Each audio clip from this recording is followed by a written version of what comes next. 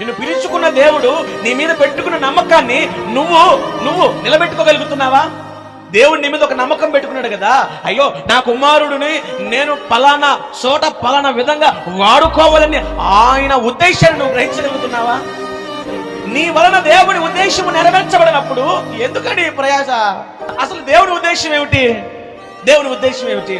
నువ్వు ఒక్కదానివే తెల్లటి బట్టలు వేసుకొని హాయిగా మందిరానికి వచ్చి ఆ 4 మాటలు వెళ్ళిపోవడం ఆ దేవుని ఉద్దేశం? అసలు ఓడ ఎంతమంది కట్టారు తెలుసా? అందరికీ కట్టారు. రాకపోవడం ఆ కర్మ. కానీ ఆయన తరపున ఆయన చేశాడా లేదా?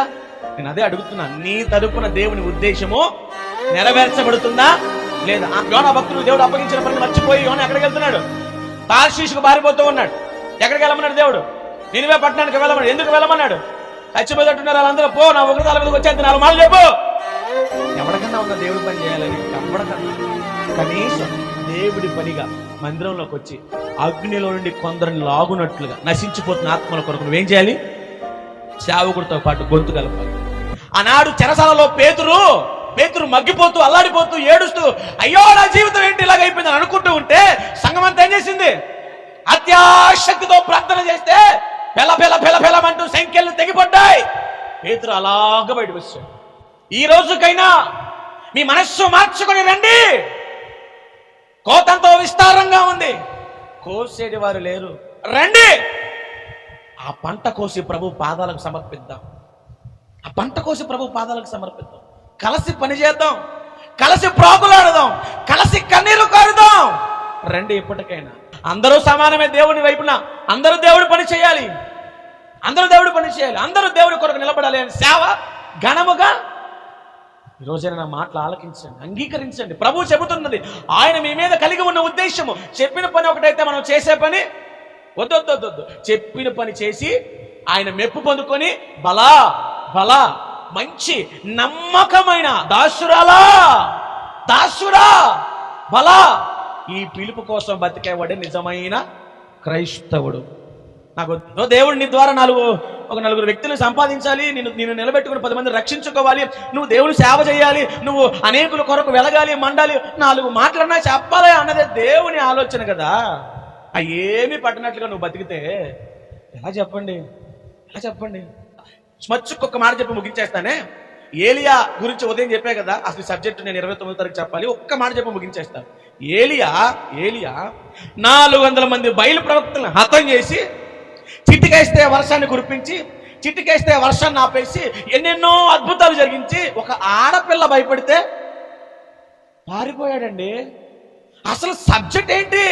ఏలియా ఎదుట ఎవడు నిలబడలేడు, దేవుడి చిత్తం ఇది.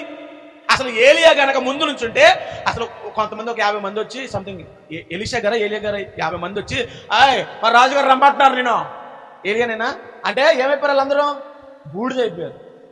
ఎందుకని? పాస్టర్ గారితో అలాగే మీరు మాట్లాడేది ఏంటి? మీరు రాజుగారు రమ్మంటే పాస్టర్ గారు రావాలా అంటే అంత గొప్పడు ఏలియా. కానీ ఒక అమ్మాయి అంది, ఏమని? నిన్ను చంపేస్తారు రేపు ఈ సమయానికి అంటే ప్రాణభయంతో పరుగులు తీసేస్తున్నాడండి. అంటే ఫోకస్ అంతా దేని మీద పెట్టాడు? సైతానుగాడు మాయ ఇదంతా. ఏదో చిన్న గుండు సుందర సమస్య వస్తే నీ ఫోకస్ మొత్తం తీసి దాని మీద పెడతాడు. అసలు నేనేంటి, నా పరిస్థితి ఏమిటి, అసలు నా వెనకుంది ఎవరు, అసలు నేను ఎవరు బిడ్డని, అసలు నా శక్తి ఏమిటి, అసలు నా మీద ఉన్న దేవుని కృప ఏమిటి, నేను దానికి భయపడ్డావేంటి? ఏం పర్లా, దేవుడున్నాడు. ఈ ఆలోచన ఎందుకు రావట్లేదు మనకి?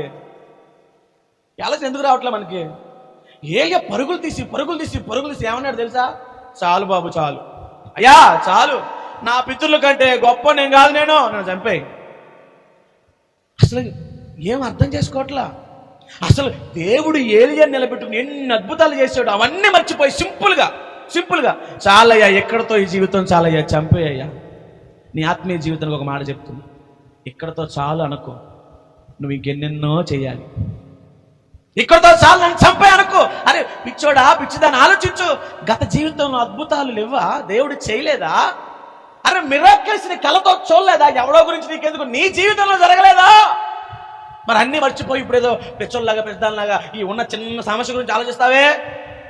ఆయన మీద దృష్టి పెట్టు. లోకంలో ఉన్నవాడి కంటే ఆయన ఎంత శక్తిమంతుడండి, ఆయన మీద దృష్టి ఎందుకు పెట్టట్లేదు?